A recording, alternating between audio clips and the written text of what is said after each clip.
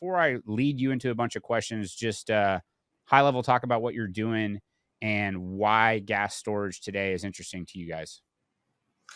Yeah. So, I appreciate the opportunity to talk about the project. So this is would be a new natural gas storage project in the Texas Gulf Coast, just southwest of Houston, actually.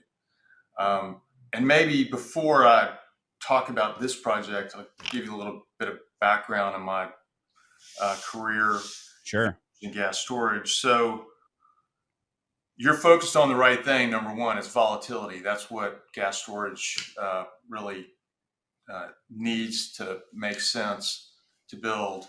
And that's what the customers use it for typically, both operations and financial volatility. When you got in the business, it sounds like, 13 years ago, about 13 years ago was the top of the last kind of gas storage, heyday. Yep. Gas storage is, typically not a headline type asset. I mean, nobody cares about gas storage. Typically, it's buried deep within, for the most part, larger companies, pipeline companies' asset base. But the last boom in gas storage is really kind of 2006, 2007. And back then you had the fundamentals of natural gas-fired generation, all those projects really coming online. At the time, we were talking about LNG being a source of supply for the United States. You had Alan Greenspan testifying before Congress that we needed LNG import projects and so forth. Supply was tight. Everybody was developing by 2007, 2008, every project that had been kind of kicked around for the last 15 years. Financing was readily available. And then you had the financial crisis. The bank financing went away. A lot of things changed. The banks got out of trading natural gas. The banks have been big customers. That went away. And then you had the shale boom. And the shale boom is really what crushed volatility for a decade. Projects that had just come online saw their revenues drop 50, 80%. And it was like that for, like I say, a decade. What's changed is that in the meantime, we have obviously a lot of LNG and export facilities being built, mostly on the Gulf Coast, for location to reserves, politics. It's hard to get built anywhere else. And so you've got this first wave of LNG export. You've got another wave coming in 2025, 26. In the meantime, no new storage has been built.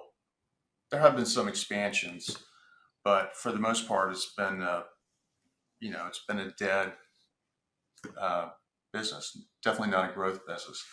So, and you've also got growth in gas-fired generation. You've got things like Winter Storm Uri, where utilities lose hundreds of millions of dollars in a week because they didn't have firm gas storage capacity. That's changed. A lot of utilities, gas-fired generators now are subscribing or at least looking at gas storage and signing up long-term contracts. You've got potential rulemaking in Texas, at least, that would potentially allow gas-fired generators to recover the cost of holding firm capacity and storage, which would be, really new. So you've got a lot of that base demand. You've got LNG coming, and we can talk, more and more about kind of why that creates volatility.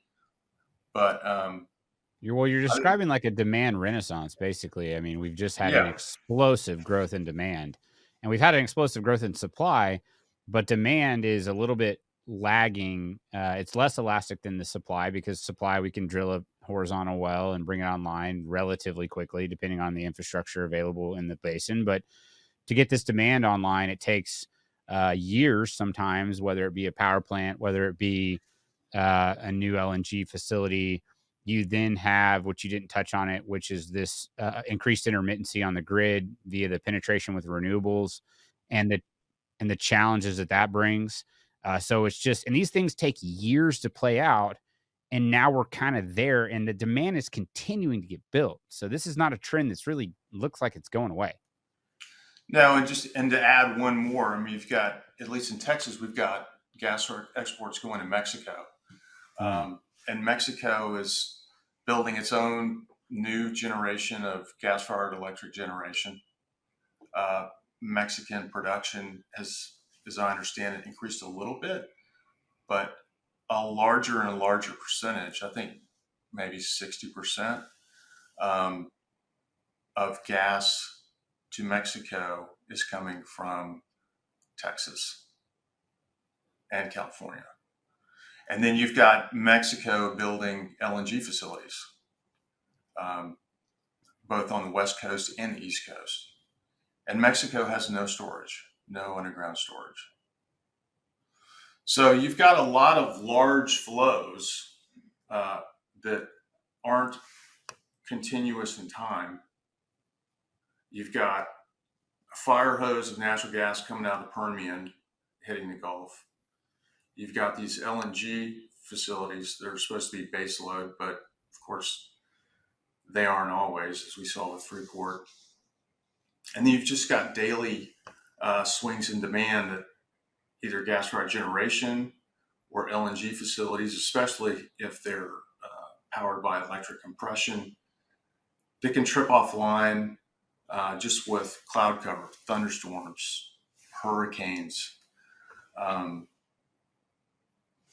So natural gas is really it's the shock absorber for the system. And so, yes, it will be a demand renaissance. I think we're a little early still. I think 25 is really when it's going to show up. But like you say, these things, like a natural gas storage facility, a new one takes 2-3 years to build.